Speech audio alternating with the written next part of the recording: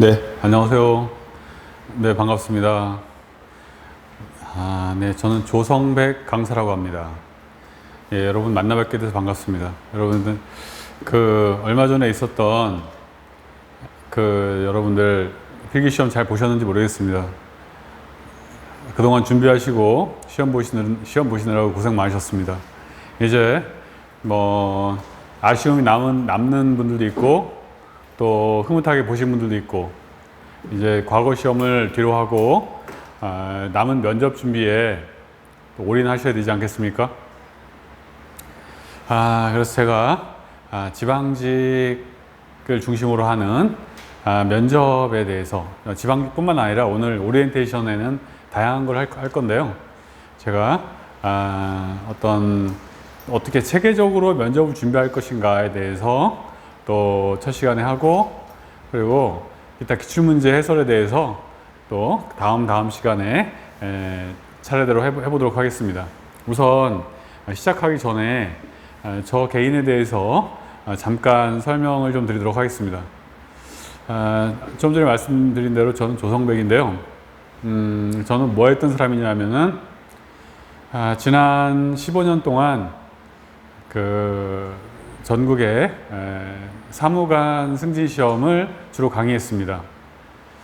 여러분들은 지금 입직을 하는 입장이고, 입직을 하게 되면, 공무원이 되게 되면 많은 층층 시야에 선배들이 있습니다. 상사들이 있고, 그런데 그 중에 여러분들이 가장 부러워하시는 분들 중에 사무관이 있습니다. 동사무소에 가면 동장님이고요.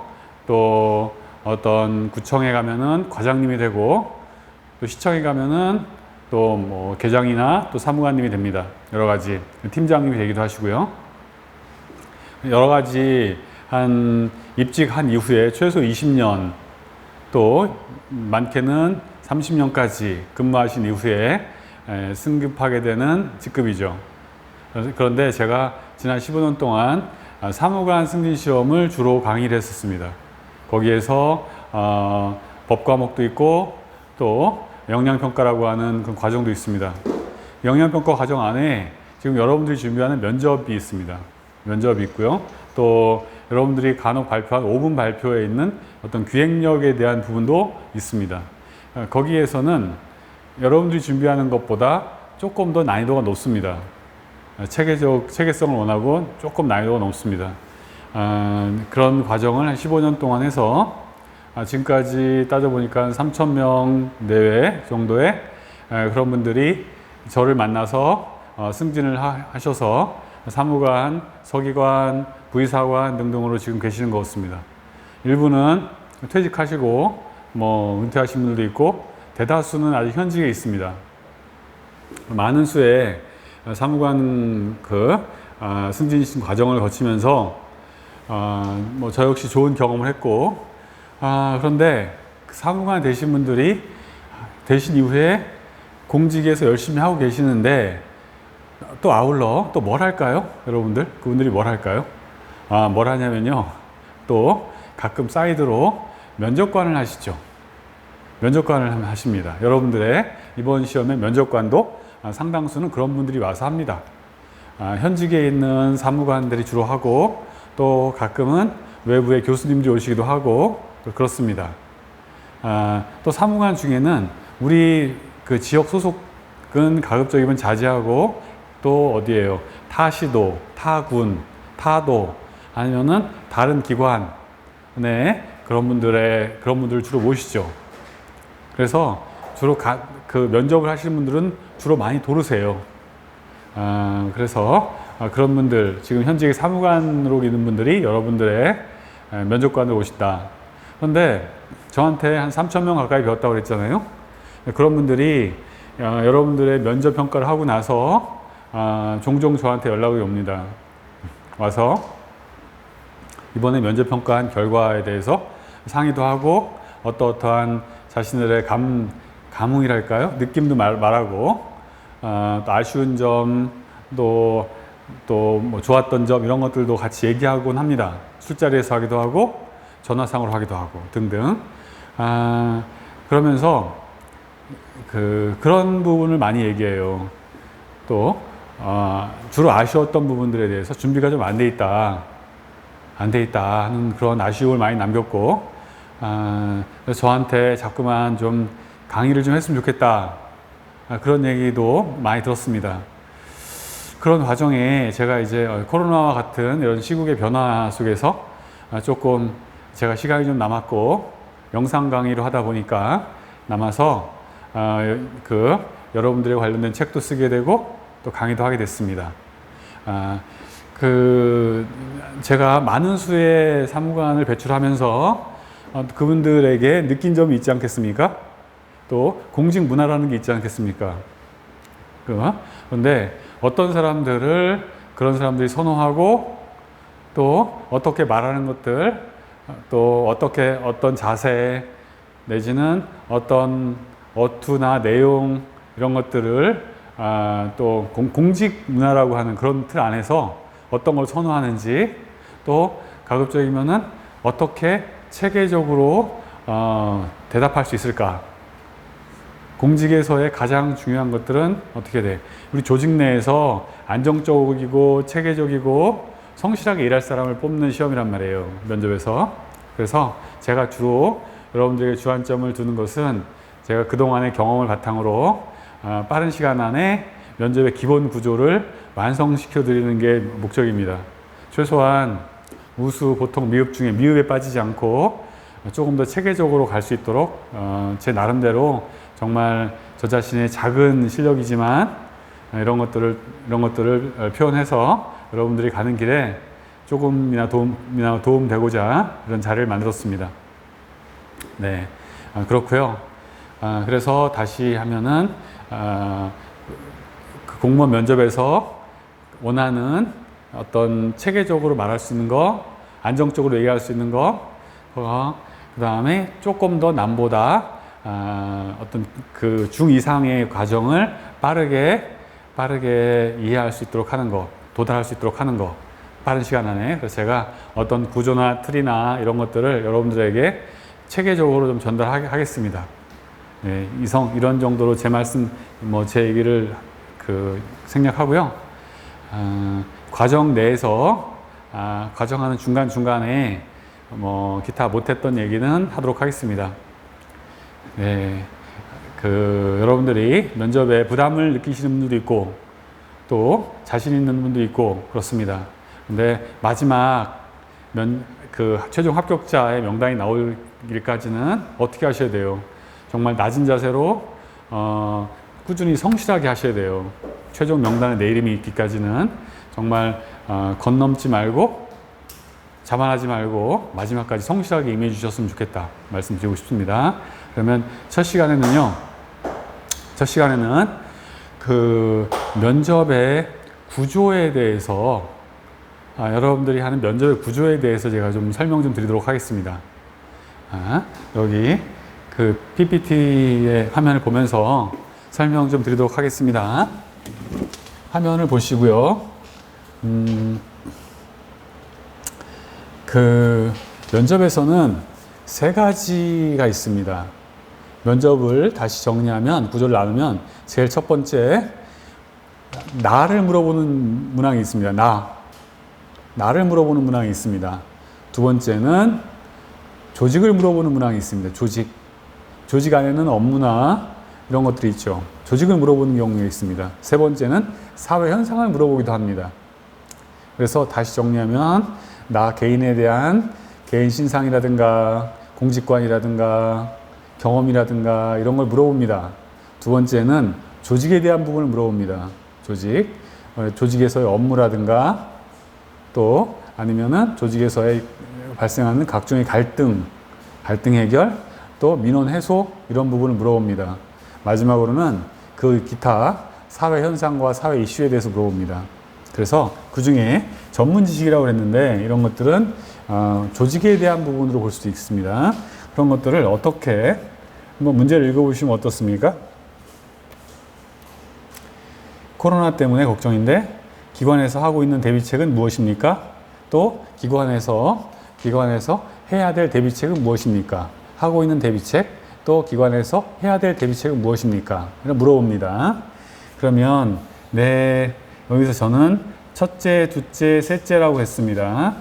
네, 여기서 첫째, 둘째, 셋째를 틀을 얘기했는데 우선은 이렇게 들어가기 전에 네, 코로나 여기서 들어가기 전에 여러분들의 생각을 잠깐 말하셔도 좋습니다. 코로나19는 우리 사회에는 물론이고 우리 공직사회에도 많은 위험을 표출하고 있습니다. 본인의 생각을 얘기하고, 네, 저는 기관에서 세 가지 측면에서 대비책이 필요하다고 생각합니다. 하면서, 첫 번째는 코로나19 전담팀에 대한 구성이 필요합니다.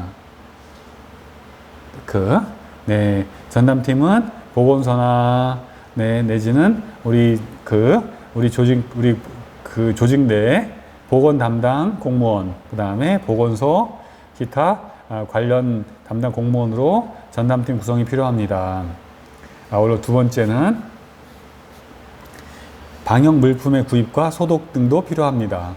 마스크나 내지는 여러상 카메라 내지는 이걸 통한 소독제 내지는 이를 통해서 건물 전체에 대한 소독도 필요하다고 생각합니다. 마지막으로 세 번째는 직원과 지역 주민에 대한 체계적인 교육과 안내도 필요하다고 생각합니다. 주민 대상으로 또 직원 대상으로 교육시키고 안내 문자를 통해서 기관 방문 시 주의사항을 안내하는 것도 필요하다고 생각합니다. 네, 이렇게 여기서는 제가 가장 기본적인 구조인 넘버링을 보여드렸습니다. 넘버링. 첫째, 둘째, 셋째로 넘버링을 하는 방법을 했고 또 아울러 넘버링을 하기 전에 본인의 생각을 말하는 것도 필요하다고 생각합니다. 아니면 마지막에요. 그러면 이런 전문 지식에 관련된 전문 지식이라든가 시사 이슈에 대한 부분에 대해서 대비책을 어떤 것들이 있을까 한번 보도록 하겠습니다. 정책이나 시사 이슈 문제, 특히 코로나에 대한 대책이라든가 공무원 정년 연장 등 최근의 정책이나 이슈에 대해서 문제가 나왔을 때 여러분들 이런 것들이 있습니다. 기반 구축이라고 되어 있습니다. 기반 구축, 조직에 대한 거, 기구에 대한 거. 조직 내에서는 전담 조직, TF, 위원회, 기본 계획 이런 것들이 있습니다. 조금 전에 아까 전담팀을 구성한다는 얘기를 했습니다. 이 중에 하나 한 거죠. 전담팀. 조직 외에서는 지역사회 협의회를 구축하는 것도 필요합니다. 내를 쓰던가 외를 쓰던가 두 가지 같이 써도 좋고요. 그래서 이런 구조를 좀 아시면 좋겠습니다. 조직을 구성하는 방법이 있다. 두 번째, 프로그램입니다. 프로그램이라고 해도 되고요.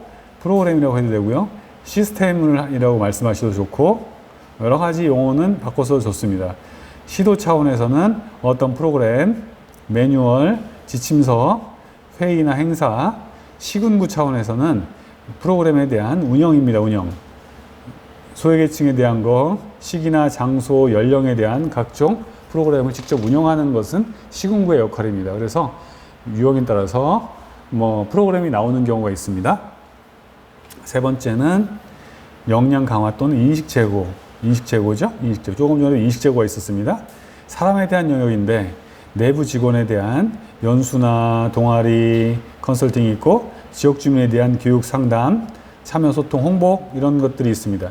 조금 전에도 코로나에 대해서 뭘 했습니까? 인식 개선, 내부 직원과 지역 주민에 대한 교육과 홍보가 필요하다고 생각합니다. 했습니다. 세 번째, 인프라라고 했습니다. 근데 지금 환경이라고 해도 좋습니다. 인프라, 물적 인프라, 시설, 환경, 내지는 법제도 인프라, 법령, 조례, 지침 등 재정적 인프라는 예산 등이 있습니다. 그래서 아까 코로나에 대해서도 대비책으로 아까는 뭐였어요? 어떤 전담팀, 그 다음에 어떤 환경 개선, 아까 보시면 방역 물품 구입과 소독 등 환경에 대한 개선, 그 다음에 세 번째는 뭐예요? 세 번째는 뭐였어요? 어떤 인식 제고라고 했는데 이 틀에서 사실은 그 중에 한 세 가지를 여러분 연결해서 쓴 겁니다. 그러면 코로나만 이런 문제가 적용될까요? 그렇진 않습니다. 많은 정책에 대한 문제, 시사 이슈에 대한 문제, 또 이런 문제가 나왔을 때 이 구조 안에서 여러분들이 하시면 조금 더 수월하게 접근할 수 있습니다. 제가 하나 예를 들어 보겠습니다. 우리 지자체 시험 중에 많이 나오는 것 중에 이런 문제가 있습니다. 우리 지역에 무슨 축제가 있나요? 네, 그 축제에 대해서 축제에 대해서 지금보다 훨씬 더 활성화시킬 방법은 무엇인가요? 귀하가 생각하는 활성화 방법은 무엇이라고 생각합니까? 했을 때 어떻게 돼요? 네, 우리 지역에는 예를 들어서 우리 지역에는 철쭉꽃 축제가 있습니다. 우리 지역에는 달맞이 축제가 있습니다. 라고 하고, 달맞이 축제에서의 문제점은 어떠한 문제가 있었는데, 저는 그런 것들을 해소하기 위해서 가장 우선은 거기에 따른 TF, 전담팀을 구성하는 것도 시급하다고 생각합니다. 내지는 지역사회 협의회를 구축하는 것도 필요하다고 생각합니다. 두 번째, 축제에서의 프로그램에 대한 개선도 시급하다고 생각합니다. 프로그램이 조금 더 시기별 내지는 장소 연령별 맞춤형 프로그램이 더 시급하다고 생각합니다. 대상에 맞는 맞춤형 프로그램이 더 필요하다고 생각합니다. 아울러 세 번째는 지역 주민과 내부 직원과 지역 주민에 대해서 우리 축제의 필요성에 대한 홍보나 인식 제고가 더 필요하다고 생각합니다. 또 아울러 내외부적으로 지역 주민과 또 외국인, 내국인을 대상으로 한 홍보가 매우 필요하다고 생각합니다. 저는 이 세 가지가 크게는 세 가지, 전담팀, 프로그램 개선, 홍보 세 가지가 필요하다고 생각하는데 특히 이 중에 홍보에 대한 시급성이 시급하고 홍보가 과거의 방식이 아닌 미래형 방식, 또 온라인과 SNS를 통한 참여형 소통 방법, 홍보 방법에 대한 도입이 필요하다고 생각합니다. 그래서 여기 구조를 가지고 말하는 연습을 하시면 여러분들이 훨씬 더 수월하게 접근할 수 있습니다. 훨씬 더 수월하게 이런 정책에 대한 부분을 이 틀 내에서 공부하시면 인프라도 좋고요. 시설이나 환경 개선, 내지는 조례나 지침 개선, 예산 확보 다 좋습니다. 이 중에 여러분들이 두세 개를 뽑으시면 좋겠습니다. 안 되면 하나라도. 그래서 이런 것들을 가지고 하는 연습을 하도록 하겠습니다. 두 번째, 면접 구조를 보면은, 여기 정책뿐만 아니라 다수에서 적용됩니다만, 이렇게 개인적 측면, 조직, 사회적 측면으로 나누어서, 여러분들이 지금 여러분들 시험 중에 사전조사서가 있고, 개별 면접이 있습니다. 사전조사서도 이런 어떤 구조나 틀을 가지고 공부하시면 훨씬 수월합니다. 그런데 개인, 조직, 사회라고 하는 틀이 여러분들에게 상당수 필요하게 됩니다. 예를 들어볼까요? 우리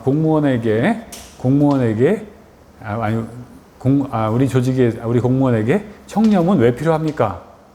가장 청렴이 필요한 이유를 말씀해 보세요.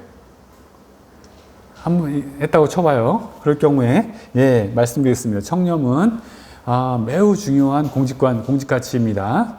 청렴은 저 개인에게는 저 자신의 공무원으로서의 최소한 양심과 자신을 지키는 소금과 같은 역할을 합니다. 또 아울러 저 조직에서는 조직의 신뢰성을 높이는 작용을 합니다. 아울러 사회적으로 내지는 국가적으로는 우리 국가의 경쟁력과 투명성을 높이는 최고의 가치라고 생각합니다. 이렇게 어떤 구조와 틀을 가지고 말씀하시면 여러분들이 훨씬 더 품격이 높아집니다. 제가 여러 가지 이런 구조를 가지고 공부해 주십사 부탁드리겠습니다. 두 번째, 시기별로 나오는 게 있습니다. 사전 예방, 초기 대응, 사후 관리. 지금 여기서는 그냥 기본만 알아두시면 좋겠습니다. 기본만. 사전 예방, 초기 대응, 사후 관리. 이것은 주로 안전사고나 이런 무슨 문제가 생겼을 때 이런 것들을 많이 씁니다. 코로나 의심 환자가 생겼을 때, 예를 들어보겠습니다. 코로나 의심 환자가 생겼을 때 어떻게 하시겠습니까? 어떻게, 우리 기아가 근무한 기관에서 코로나 의심 환자가 발생했을 경우에, 코로나 확진 환자가 발생했을 때 어떻게 하시겠습니까? 네, 말씀드리겠습니다. 우선은 초기 대응과 관련돼서 빠르게 보건소에 신고하겠습니다. 그 다음에 코로나 의심 환자에 대해서는 확진 환자에 대해서는 격리하도록 하겠습니다. 그 다음에 그 있던 시설에 대해서는 즉각 폐쇄 조치하겠습니다. 그리고 상부에 보고하도록 하겠습니다. 그리고 또 그다음에 추가적으로 코로나 의심 환자에 대해서 긴급 이송하고 관련 우리 조직 내에선 대책반을 만들어서 인적 물적 회복 조치를 해야 된다고 생각합니다. 또 그 담당 직원이 의심 환자일 경우에는 나머지 직원에 대한 즉각적인 검사를 하고 인적 조치에서 검사를 하고 또 업무 공백이 생기지 않도록 조치하는 것도 필요하다고 생각합니다. 또 시설에 대해서는 전 시설에 대해서 소독과 방역을 철저히 해야 된다고 생각합니다. 아울러 사고 관리가 끝나면 재발 방지, 사전 예방이 뒤로 가면 재발 방지가 됩니다. 재발 방지를 위해서는 주기적인 교육과 시설 점검, 체계적인 관리가 필요하다고 생각합니다. 해가지고 문제가 생겼을 때 틀을 가지고 하는 연습을 제가 시키겠습니다. 또 더 간단한 것은요, 1단계, 2단계, 3단계로 하는 이런 방식도 있습니다. 제가 여러분들에게 지금 몇 가지 말씀드렸습니다. 첫째, 둘째, 셋째, 또 내지는 이런 보고서 틀 가지고 하는 여러 가지 조직에 대한 거, 업무, 사람, 환경을 가지고 하는 이런 것들도 말씀드렸습니다. 또 주체별로 하는 방법, 시기별, 단계별로 이렇게 더 접근하는 방법을 말씀드렸습니다. 또 보겠습니다. 상황형 문제에 대해서 보겠습니다. 상황형, 변화관리라고 하기도 하고 상황형이라고 합니다. 문제를 한번 읽어보세요.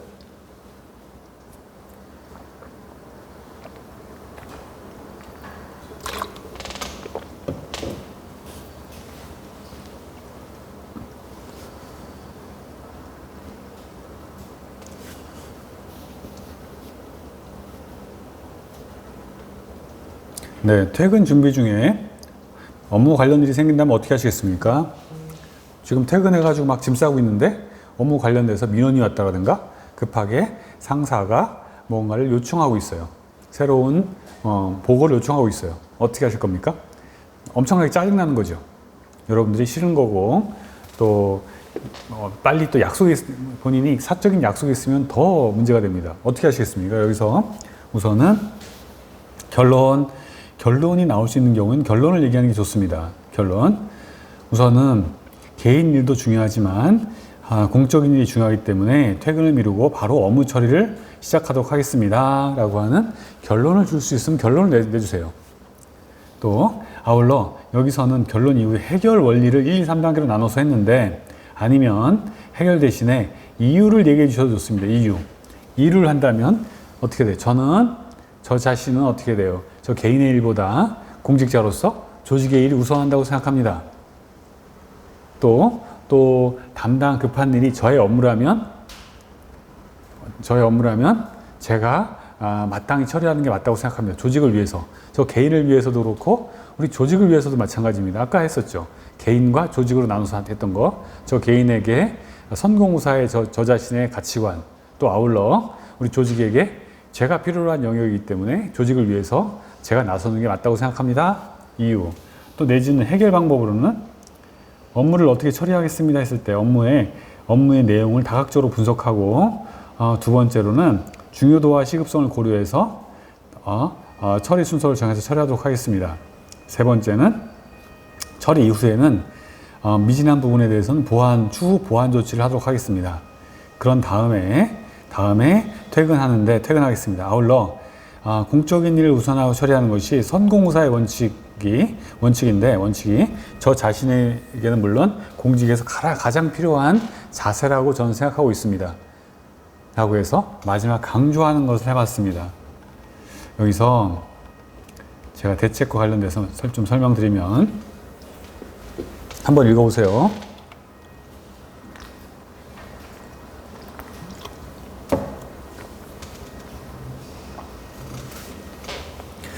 여러분들이 잘 아셔야 될 틀 중에 하나 이겁니다. 결론, 이유, 사례, 결론이라고 하는 통상 저희는 프렙 방식이라고 합니다. PREP. 프렙 방식이라고 합니다. PREP라고 그래가지고 논리적으로 답변하는 방식입니다. 처칠이 얘기했다고 하던가요? 하여간 연설을 잘하는 사람들의 방식이기도 합니다. 프렙 방식이라고 그래가지고 결론, 이유, 사례, 결론. 네. 그 면접관들이 가장 듣고 싶어 하는 것은 결론입니다. 여러분, 우리가 통상 친구지간에 또 사적으로 얘기할 때는 과정을 여러분들이 자주 얘기합니다. 아, 어디 가서 누구하고 만나서 또 어떤 일을 했는데 또 뭐 어떤 문제가 생기고, 그래서 뭐 이런 주구장창 얘기를 많이 하다가 삼천포로 빠졌다가 막 산만하게 얘기했다가 결론은 시지부지 되는 경우도 많습니다. 그런데 면접에서는 그렇게 하시면 안 되고 주로 뭘 하셔야 돼요? 결론을 얘기해 주셔야 됩니다. 가급적이면은 결론인 도출될 수 있는 것은 결론을 먼저 얘기해 주시고 거기에 따른 이유를 얘기해 주시는 게 여러분들의 득점에 유리합니다. 그래서 결론, 이유, 사례, 결론으로 가는 이런 구조를 꼭 알아두시면 좋겠습니다. 또 아울러 이런 몇 가지를 더 말씀드리면 상황파, 결론, 이런 보완 이런 거는 참고로 보시고요. 결론을 제기하고 이 근거나 이유죠. 근거를 얘기하고 이유를 얘기하고 또 추후에 보완, 어떻게 보완하겠다라고 하는 걸 얘기하는 방식도 있습니다. 또 내지는 판단, 결론이죠. 근거, 내지는 후속 조치, 사후 조치 이런 구조도 있습니다. 제가 너무나 많은 틀을 말씀드리지 않을까 하는 걱정도 되는데 여러분들이 이걸 다 외울 필요 없습니다. 제가 최소한만 해가지고 여러분들의 실력을 올려놓을 수 있고 체계적으로 하는 그런 수준으로 만들겠습니다. 다 모르셔도 되는데 몇 가지만 요거는 외우시면 좋겠습니다. 결론, 이유, 사례, 결론 내지는 결론, 이유, 보완. 세 번째 문제 보도록 하겠습니다. 한번 읽어보실까요?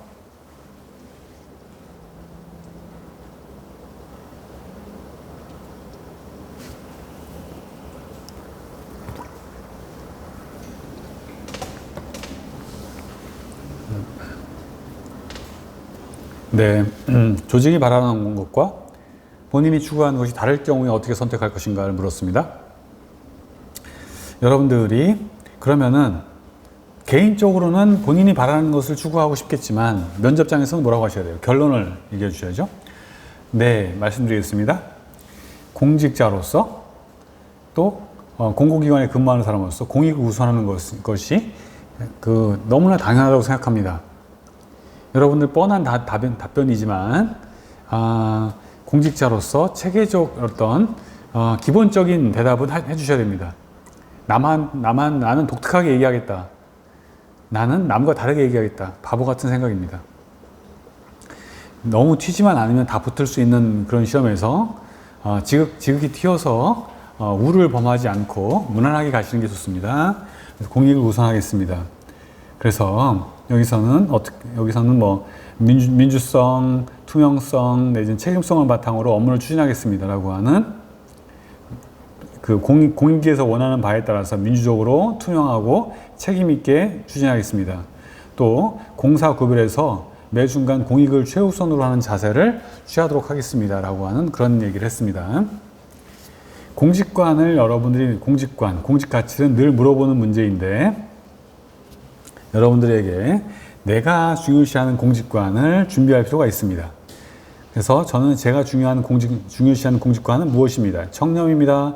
봉사, 소통, 창의 등등 많이 있습니다. 여러 가지 많은 유의 공직관이 있습니다. 제가 가장 중요하게 생각하는 공직관은 무엇인지 여러분들은 만들어 놓으실 필요가 있습니다. 그거 아울러 그 공직관을 제가 실행했던 실행 과정, 역경 극복 과정이나 실행 과정, 저는 소통이었습니다. 소통이 가장 중요하다고 생각합니다. 그래서 저는 어떤 대학 동아리 내에서도 또 과거에 제가 기업에서도 회사 생활에서도 저는 3번 듣고 1번 말하는 그런 제가 경청하고 남의 의견을 우선적으로 들으려고 하는 노력을 매번 했습니다. 저의 가치관이 무엇이었습니다. 그래서 나의 행동, 그 결과 뭐예요? 제 주변에서 예를 들어서 제 주변에 많은 친구들이 있고 심지어는 제가 뭐 여기서 성과를 얘기한다면 정량적인 성과를 얘기하는 게 좋은데 어떤 소통의 정량화가 어렵습니다. 그리고 그냥 조금 더 비유한다면 저는 많은 친구가 있어서 소통의 결과 많은 친구가 생겼고, 어디 가나 어떤 그 주변에 사람들이 많이 모이는 그런 류의 사람이었습니다. 그래서 제 핸드폰에 있는 전화번호 저장에는 뭐 몇백 명, 500명, 1000명에 등등 해가지고 많은 사람들의 전화번호가 저장되어 있습니다.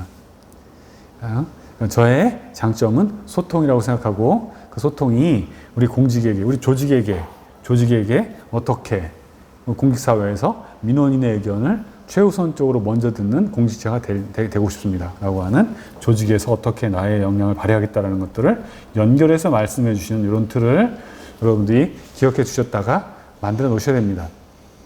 본인이 추구하는 공직관, 두 번째 거기에 따른 나의 과거 행동, 그리고 과거에 나왔던 어떤 성과, 결과, 이런 것들, 내지는 공직에서의 어떤 어떻게 활용하겠다, 이런 것들을 틀을 하나 만들어서 여러분들이 사례를 만들어서 가지고 이제 연습을 해 놓으셔야 됩니다. 네 번째, 상황형에서 갈등을 좀 보도록 하겠습니다. 한번 읽어보실까요?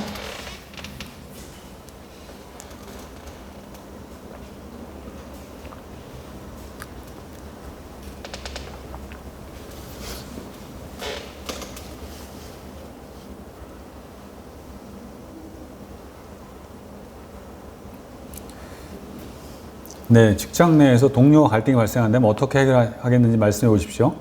네, 여러분들에게 직장 생활 중에 가장 힘든 게 갈등입니다. 업무의 과다는 여러분들이 체력상 또 열정상 할 수 있는데, 더 힘든 것은 상사와의 갈등, 동료와의 갈등입니다. 이 갈등은 사람을 엄청나게 스트레스를 주게 하고, 여러분들도 아마 그 살면서 친구하고의 갈등이 생겼을 때 훨씬 더 힘들었던 경험이 있을 겁니다. 차라리 하룻밤 새워서 뭐 숙제를 하거나 과제를 하는 것은 할 수 있는데, 친구하고 찜찜하고 정말 뭐 마음이 불안한 관계는, 마음이 불안하고 뭐 피하고 싶고 안 보고 싶고 미워하고, 이런 문제는 상당히 여러분들 괴롭히는 거죠. 직장 생활도 마찬가지입니다. 그러면 여기서는 어떻게 돼요? 제가 3단계 틀을 썼습니다. 어떻게 우선은 동료의 의견을 들어보고 갈등의 원인이 무엇인지 분석해 보도록 하겠습니다. 그래서 해결의 방법을 찾고 싶습니다. 가급적이면 대화를 통해 오해의 감정을 풀고, 또 개인의 문제라면 대화를 통해 오해의 감정을 풀고, 아울러 또 업무적인 문제라면은 저 자신의 업무 숙련도라든가 업무 형평, 이런 것들을 고려해서 합리적인 업무 분장도 고려해 보도록 하겠습니다. 그 갈등 원인에 따른 대응법이죠. 아울러 보완책이죠. 사후에 이런 업무 협력을 통해서 갈등이 재발하지 않도록 이런 서로 배려하는 분위기, 또 소통하는 분위기, 내지는 어떤 그 역지사지의 마음으로 업무를 처리하도록 하겠습니다라고 하는 보완책, 다시 보시면 분석, 해결, 보완이라고 하는 3단계 구조를 썼습니다. 갈등에서요. 상황형, 갈등형 문제에서 제가 3단계 어떤 틀을 썼습니다. 보실까요? 갈등에서요, 어떤 상황에서 분석, 해결, 보완이라고 하는 3단계 구조를 썼을 때 가장 무난하게 문제 해결이 됩니다. 또 내지는 원칙, 행동, 보완이라고 하는 갈등 해결 원칙, 제가 이따 말씀드릴 텐데, 원칙, 어떤 예를 들어서 갈등에서 저는 소통, 공감의 원칙, 역지사지의 원칙을 바탕으로 갈등을 해결하겠습니다. 소통, 공감, 역지사지 있습니다. 그래서 저는 제일 첫 번째, 우선 그 친구와 어떤 대화의 자리를 만들겠습니다. 아울러 그 친구의 입장을 충분히 듣겠습니다. 그래서 제가 할 수 있는 부분이 무엇인지, 동료가 할 수 있는 부분이 무엇인지 서로 터놓고 얘기할 수 있는 장을 만들겠습니다. 이걸 통해서 갈등을 해결하는, 동료와의 갈등을 해결하는 어떤 단초 내지는 계기를 만들도록 하겠습니다. 또 아울러 보완책으로서 사후에 이런 갈등 문제가 재발하지 않도록 저는 동료와 그런 소통의 시간을 많이 갖도록 하겠습니다 라고 하는 원칙, 행동, 보완의 이런 틀을 썼습니다. 또 기타 판단, 근거, 후속 조치, 이런 틀도 있고, 내지는 파악, 결정, 보완, 이런 틀도 있습니다. 너무 많기 때문에 여러분들 첫 번째 구조만 아셔도 올해 시험 합격하는데 전혀 지장이 없습니다. 네, 말씀드리겠습니다. 그 다음에 갈등의 유형이 있습니다. 한번 읽어보실까요?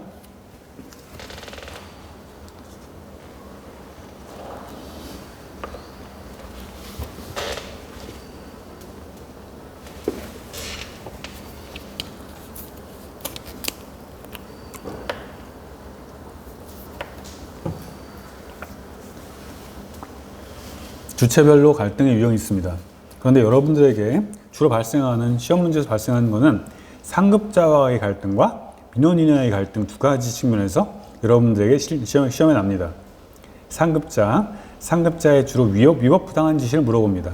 이 문제에서 제가 여러 번 다루겠습니다. 상급자의 위법 부당한 지시에 대해서 어떻게 할 것인가, 이런 법령을 어떻게 적용하고 법령 적용 이전에 어떻게 그 사람을 설득할 것인가에 대한 그런 것들을 해결 방법은 제가 문제 안에서 하도록 하겠습니다. 아울러 민원인 같은 경우에 상습 악의적 민원을 어떻게 해소할 것인가, 민원 사무 처리 규정을 어떻게 활용할 것인가, 또 제도 개선에 대한 어떤 본인의 노력은 어떻게 할 것인가, 이런 두 가지 측면에서 시험 문제가 나오는데 제가 구조 안에서 설명드리도록 하겠습니다. 문제 안에서 갈등의 유형이고요. 그 다음에 청렴도 공직관 중에 하나인데 청렴도에 대해서 아주 자주 물어보는데 지금 상사의 부당한 일, 조금 전에 나왔던 거죠. 상사의 부당한 일에 대해서 상사가 부당한 일을 시키면 어떻게 할 것인가, 또 계속 시키면 어떻게 할 것인가에 대해서 한번 읽어보시고 한번 읽어보세요.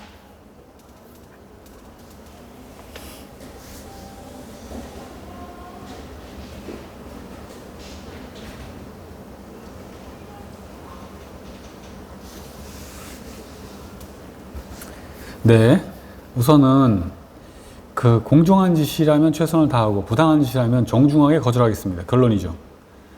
하겠습니다. 정중하게 거절하겠습니다. 또 근거를 얘기해 주셔도 되고 공무원 행동 강령이라든가 공무원 행동 강령 내지는 청탁금지법이 거기에 따른 근거입니다. 공무원 행동 강령이나 청탁금지법이 거기에 따른 근거입니다. 거기에 따라서 부당한 명령을 따르지 않도록 공무원의 의무를 규정해 놓았습니다. 청탁금지법과 공무원 행동 강령에 규정해 놓았습니다. 그래서 저는 그 상사에게 정중하게 보고하고 사유를 말씀드리도록 하겠습니다. 그런데 부당한 지시가 반복된다면 감사부서 내지는 직근 상사, 소속기관장 내지는 여기는 안 썼습니다만 그 행동강령 책임관이라고 있습니다. 행동강령 책임관이나 소속기관장에게 상담을 하고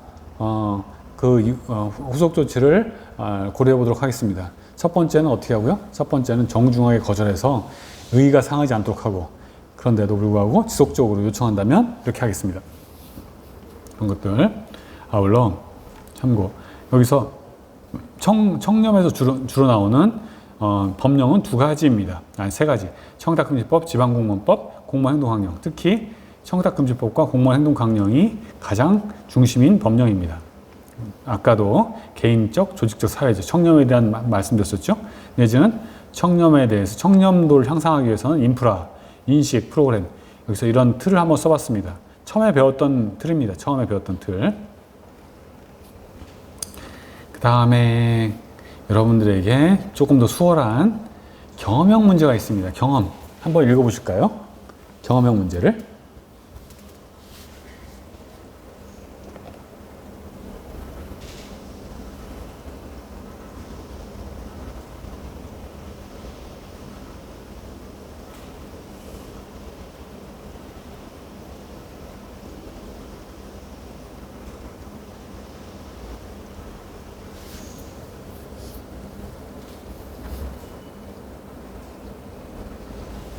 네, 봉사활동한 경험을 물었습니다. 봉사활동한 경험, 어떤 경험이 있습니까? 느낀 점은 무엇이었습니까? 그러면 네, 말씀드리겠습니다. 저는 봉사활동 경험으로 현재 봉사단체, 어떠한 봉사단체에서 봉사활동을 하고 내지는 어떠한 봉사단체에 기부를 하고 있습니다. 또 어떠한 그래서 봉사단체 기부는 어디, Save the Children에 매월 소정의 금액을 납부하고 있고, 봉사활동으로는 과거에 독거노인 말벗 대주기를 언제부터 언제까지 몇 년 동안 실행한 바가 있었습니다. 또 아울러 주기적으로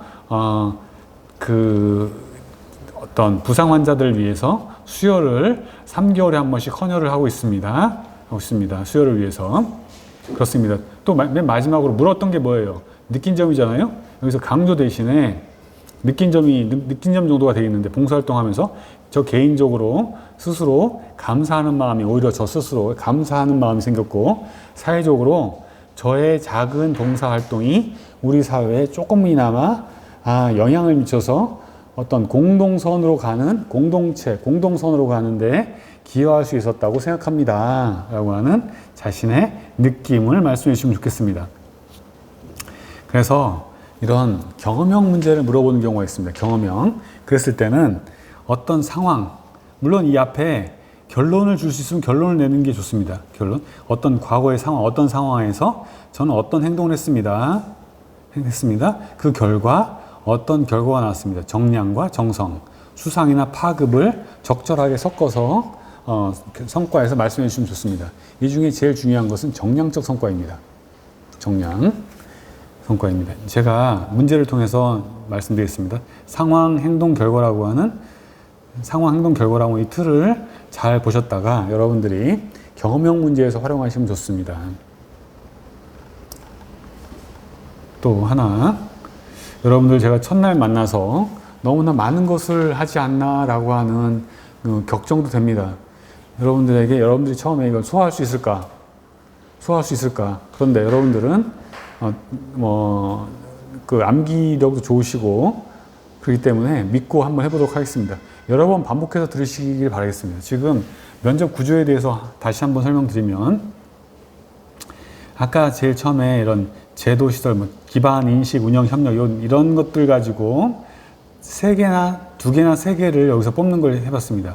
제도 개선, 시설 개선, 시스템, 기반, 인식, 인력, 인식, 홍보, 내지는 운영, 프로그램, 콘텐츠 관리, 협력, 협조, 네트워크, 협의체 이런 데에서 아마 3가지를 뽑는 연습을 3가지 뽑는 연습을 해주시면 좋겠습니다. 또 아울러 이런 것들도 있습니다. 여러분들이 자기 기술서에 어떤 내용을 쓰는 경우가 있습니다. 그런데 제가 중구난방으로 쓰는 분들도 많은데 목차를 가지고 체계적으로 써주시면 좋겠습니다.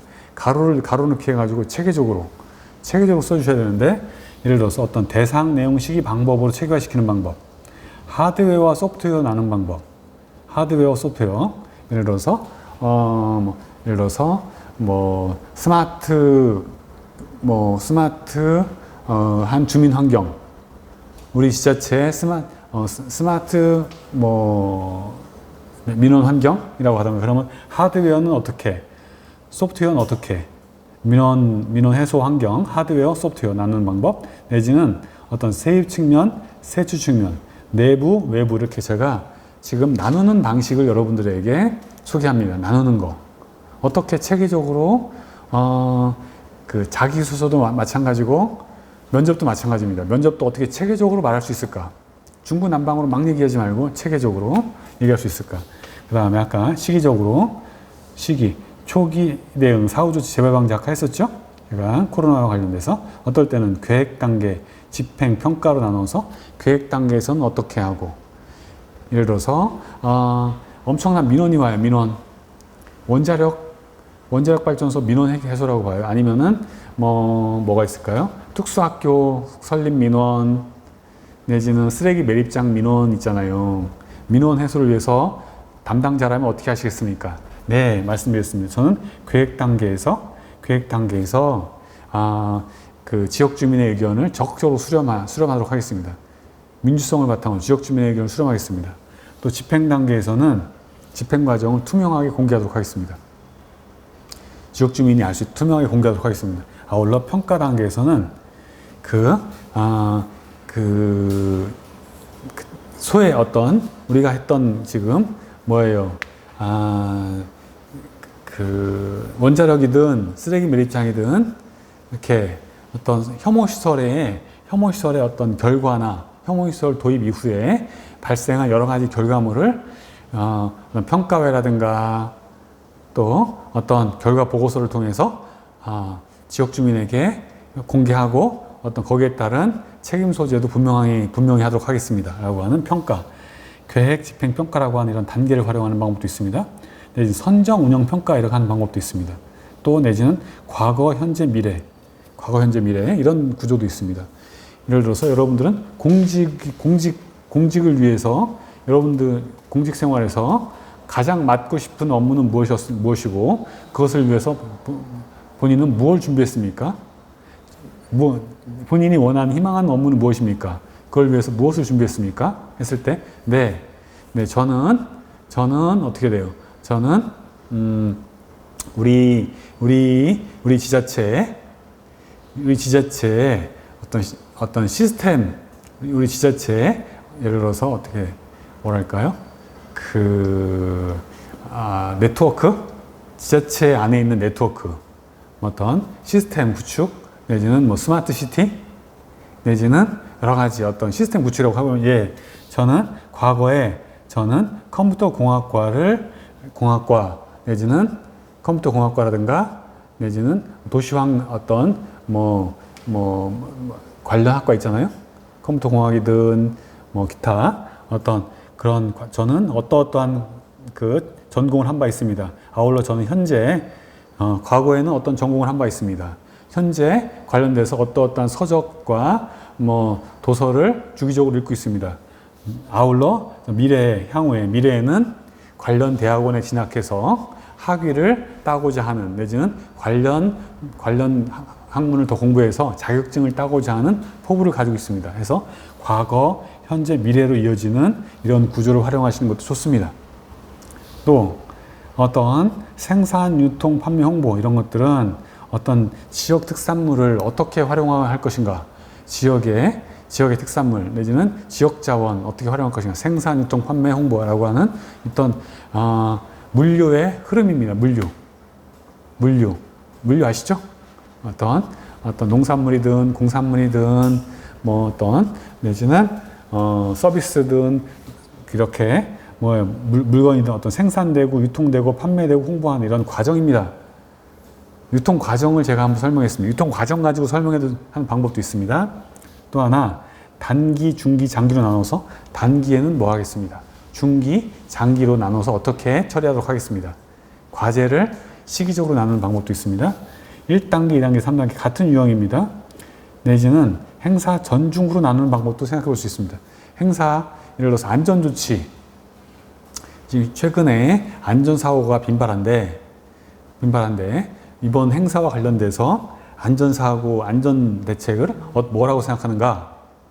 네, 행사 전에는 어떠한 조치, 사전 교육 내지는 사전 교육을 시키고 주기적인 점검, 점검이라든가 보안 요원 배치. 행사 중에는 어떻게 돼요? 행사 중에는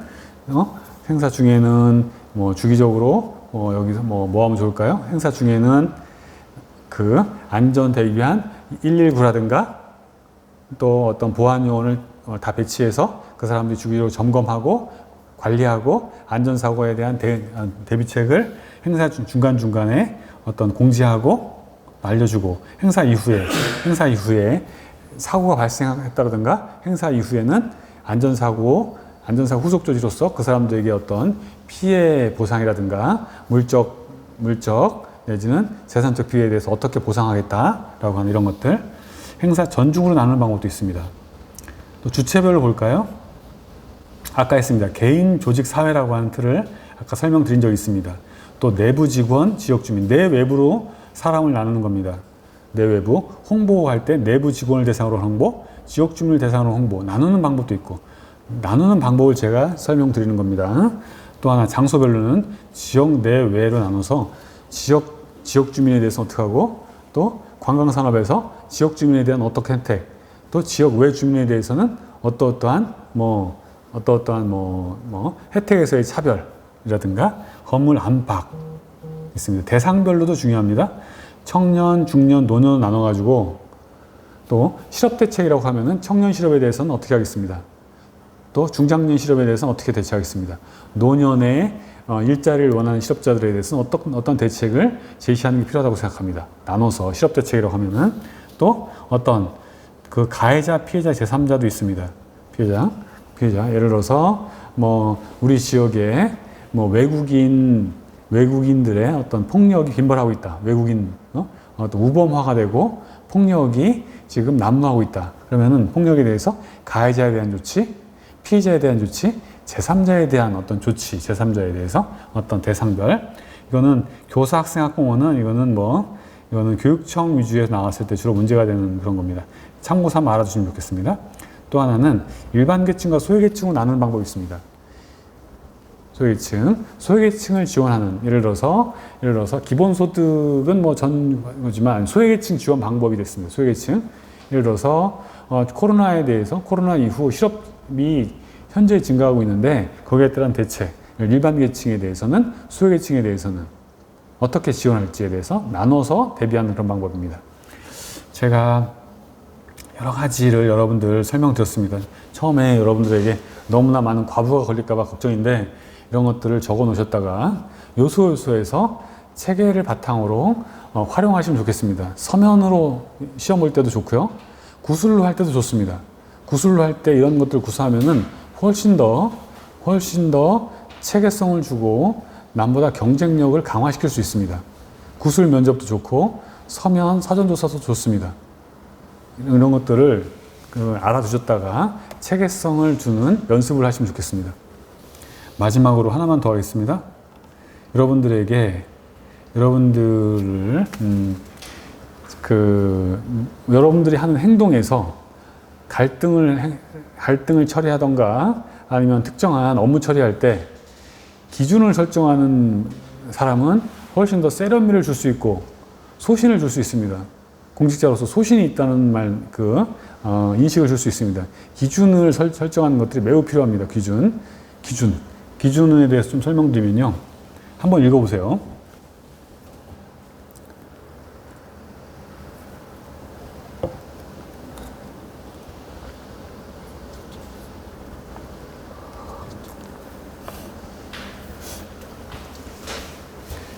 네. 합법성, 적법성이라고 합니다. 합법성, 한목적성이라고 하기도 하고요. 저 밑에 보면 공익성이 있습니다. 밑에서 네 번째. 한목적성하고 공익성은 같은 의미입니다. 한목적성하고 공익은 같은 의미입니다. 그래서 합법성, 공익성이 여러분들이 추구하는 가장 기본적인 기준이 될 겁니다. 공직에 들어가셔가지고 합법성과 공익성은 여러분들이 업무 처리할 때 가장 기준이 됩니다. 합법성과 공익성은 업무 처리에서 가장 최우선적인 기준이 될 겁니다. 합법성과 공익성. 그 다음에 능률성, 효과성, 효율성 이런 것들이 있습니다. 능률성과 경제성, 효율성 이런 것들입니다. 여기서는 그 최소한의 예산으로 최대의 효과를 발휘하려고 하는 그럴 경우에는 경제성, 효율성, 능률성 이런 것들이 최소 투입으로 최대의 이익을 발휘하는. 그런데 공익에서는 이런 것들이 많지는 않습니다. 사실은 사기업에서는 이런 경제성, 효율성, 능률성, 효과성 이런 것들이 사기업에서의 주요 기준이 되는 겁니다. 그 다음에 민주성이라고 있습니다. 민주성과 투명성과 책임성을 세트로 알아두시면 좋겠습니다. 민주성, 투명성, 책임성 여러분들이 자주 구사할 단어 중에 하나입니다. 민주성, 투명성, 책임성 세 가지를 알아두시면 여러분들의 언어가 세련됩니다.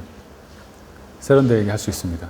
예를 들어서 아까 님비 현상을 했었죠. 님비 현상을 해소할 때 민주성, 투명성, 책임성을 바탕으로 혐오 시설에 대한 님비 현상을 해소하도록 하겠습니다. 민주성을 바탕으로 주민을 참여시키겠습니다. 민주성은 참여의 의미를 가지고 있습니다. 투명성은 공개의 의미를 띠고 있습니다. 투명하게 자료를 공개하고 절차를 공개하도록 하겠습니다. 책임성, 어떤 성과를 공유하고 님비현상 어떤 혐오시설에 따른 어떤 오히려 그 수익이 발생하는 경우도 있습니다. 정부의 지원금, 어떤 책임성을 바탕으로 성과나 결과물은 공유하고 또 필요한 반성을 통해서 피드백을 해서 다음번에 내년도 계획에 반영하도록 하겠습니다. 라고 하는 책임성, 민주성, 투명성, 책임성을 알아두시면 여러분들이 조금 더 근사해질 수 있다. 그 다음에 형평성이라는 게 있습니다. 형평성, 여기는 균형성 두 가지 있습니다. 형평성과 균형성은 말 그대로 어떤 중립적인 자세를 얘기합니다. 형평과 균형. 여러분들이 중립적인 자세로 일을 처리할 때는 형평성과 균형성이라고 하는 기준을 제시해 주면 좋습니다. 형평성과 균형성. 예를 들어서 여러분들 둘 사이에 내가 끼었다라든가 이런 거 있잖아요. 그런 것들. 자주성, 전문성, 정치 중립성이 있고 중요도하고 시급성이 있습니다. 중요도하고 시급성. 이런 것들은 어디에서 주로 문제가 되는 거냐면은 일 처리의 순서를 정할 때 많은 일 처리, 여러 가지의 일 처리가 있는데 촉박한 시간이에요. 많은 일을 해야 되는데 여러분들이 촉박한 시간이어가지고 내가 업무를 처리하는 게 뻐겁다. 이런 문제도 여러 번 나왔는데 일 처리를 해야 되는데 시간이 촉박하다. 이럴 때 기준은 뭡니까? 중요도하고 시급성을 제시해 줘야 되는 겁니다. 중요도와 시급성이 높은 것들을 우선으로 하겠다. 중요도 시급성이 높은 것들을 우선 처리하고 중요도 시급성이 떨어지는 것들은 후순위로 밀어서 일의 순서를 정하겠습니다. 라고 하는 기준이 되는 겁니다. 일 처리 순서에서. 그 다음에 나머지는 됐습니다. 기타 공정성, 요즘에 뜨고 있는 공정성, 합리성, 실현 가능성, 명확성, 신뢰성, 객관성 여러 가지가 있는데 이런 것들은 부수적으로 해도 좋습니다. 알아두시면. 그래서 제가 말씀드리고 싶은 것은 기준을 잡는 연습을 종종 하시면 선명하게 면접을 볼 수 있습니다. 남들보다 소신과 선명을 줄 수 있습니다. 대략 어떤 여러분들 지금 처음부터 구조와 틀, 정책에 대한 거, 갈등, 공직관, 상황, 경험 여러 가지 상황에서 제가 구조나 틀을 설명드렸습니다. 혹시 유튜브 등을 통해서 반복해서 들으실 수 있으면 좋겠습니다. 그래서 이거를 저는 저 나름대로의 제가 고아해낸 거기도 하고요. 어떤 여러 가지의 산물이기도 한데요.